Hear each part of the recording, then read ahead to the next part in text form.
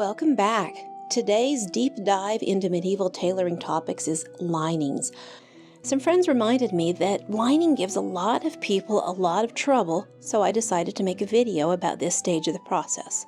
I'm making a fully lined body for a cotehardie that I'm working on right now, and I'm going to use this as an opportunity to teach you how to do the same. It is really tricky to get things in the correct sequence so that you can finish as many edges as possible without literally sewing yourself into a corner. Linings tend to be made out of a looser woven fabric than the outer garment, and they can stretch differently, especially on the bias, so you're going to need to take that into account to make sure that the lining ends up being slightly smaller than the outer garment so that all of your edges roll correctly. Before we get started, you're going to need to make two decisions. There are a few different ways to handle the shoulder, so let's get started by talking about those. First, you might choose to treat the sleeve as a single layer. Perhaps, like the sleeve I'm doing, the upper sleeve is unlined, and it really is a single layer. Perhaps it is a complex sleeve with some sort of crazy lower hem that is dagged or curved or just massive that you would prefer to finish with the machine than do it by hand. In that case, you're going to make the entire sleeve and you're going to treat it as a single layer when you add it to the body. What I don't do as much with medieval clothing is the way we add linings for modern clothing, where the cuff is relatively small, it's very straight, and it's easy to hand sew later. In those cases, you treat the sleeve as two separate layers. You put the sleeve lining with the body lining, and you put the sleeve outer with the body outer. The second design consideration that you're going to have has to do with the lower hem. Is the lower inner lining completely separate from the outer at the level of the hem? This is what we do with formal modern evening gowns because the linings and the outer fabrics are both very delicate and we don't want the lining to pull and alter the drape of the outer fabric. But in medieval clothes, we often want the opposite. Lining is being added to add a sense of bulk or weightiness or a heaviness to the fold, and we're going to be attaching that lower hem. Now you can do this by simply seaming them together so that one face is the outer fabric and the other face is the lining. You can do this by cutting the lining shorter and the outer longer so that you can roll the outer over onto the lower edge and have 1/2 inch to 1 inch of outer fabric showing on the inside. You can do something similar to this, but using a tape such as bias or hem tape. I have seen some people bias tape the entire lower edge, but that's not what I'm going to be showing you. So let's get started. So the high-level overview is that first you're going to make two separate layers, the outer and the lining, sew them together only at the neck, turn and finish that seam, and then work your way down towards the lower hem, finishing the sleeves last. But as we go along, I'm going to give you a lot of tips and tricks to make this process go more smoothly, and I'm going to do it by inviting you to sew along with me as I make a lined garment. I have already transferred the important markings from my pattern to my pieces using pins, and I'm going to separate these into the outer layers and the lining layers, and I have 4 of each. I will then assemble the back with itself and the front with itself, again keeping the lining and the outer completely separate in the normal fashion. Line everything up, right sides together, align any corners or edges or pattern markings, pin it, and sew it. With a trick, I'm going to sew these long body seams of the outer garment a little bit narrower, about 1/16 of an inch narrower than I normally would in order to make space for the lining in the future. The lining is going to have the normal seam allowance with one thing that you do need to remember. You need to leave yourself space to access the inside of this garment later on. Whether you leave that as a 6 to 8 inch gap in the lining itself, or like I'm doing, where your sleeve is not yet attached, you can actually work in there and use that as an access space. As long as you remember, you might want to stay stitch that edge so that it can't stretch while you're pulling fabric in and out of it, especially if your fabrics are delicate. And here's another tip. If you're dealing with asymmetrical pieces, stop and make sure that the lining layer is in fact a mirror image of the outer layer before you proceed, just in case. And always finish seams as you go because you're not going to be able to get to them later on. Make sure that you've clipped any curves, stabilized any raw edges, and ironed everything extremely well before you move on to the next step, which is putting the front and the back together at the top of the shoulder and the side seams. Do remember to line everything up as well as you can, especially in this case where I have a side split that I'm marking with 2 pins, so I remember to stop sewing there. Line it up left to right and the lining to the outer, because the better it lines up now, the easier it's going to be to assemble these pieces later. And again, as you go, only do the bigger on the outside sewing trick on these long seams that I'm working with, not on the shoulder seam, because the shoulder seam is going to screw up how the neck fits. When you're done stitching, finish all the seams as usual, and you should end up with 2 completely finished and sleeveless shells. If you want to add the sleeves as 2 layers, this is your time to add the lining sleeve to the lining body and the outer sleeve to the outer body. I do know that sleeves give people a hard time sometimes, so I'm already working on another video with that particular tech tip in case you need it. But either way, once you do or don't add sleeves, it's time to connect these shells at the top edge. You're going to connect them around the neck and any adjoining openings, in my case the button placket, and with one small trick. If you're adding a collar, only do the openings like the button placket, not the top rounded part of the neck. You're going to leave that alone. And the way you do this is you turn your lining right side out, line it up on top of the inside out body to make sure that the front is front and the back is back, before grabbing that lining and stuffing it in, pulling it through so that your right sides will be together and your front is your front, your back is your back.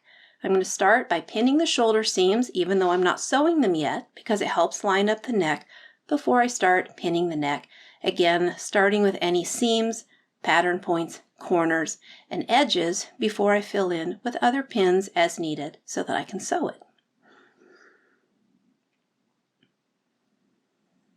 And as I sew, here's another really good tip.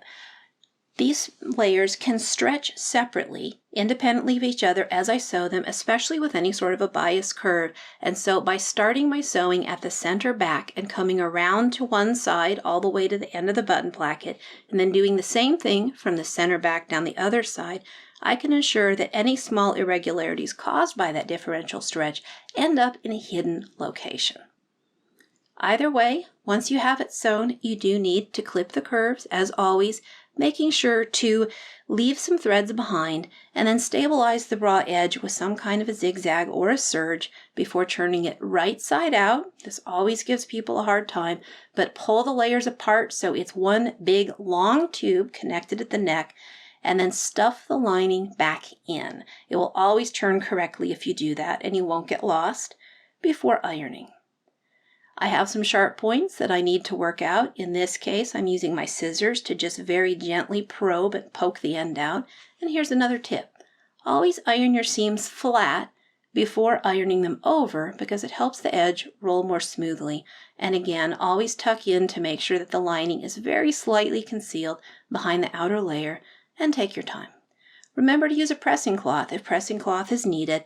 And as a note, if you are doing a collar later, you have 2 raw edges on the top that are not connected to each other, this is your time to stay stitch them together so they can't stretch while you continue to work on the garment.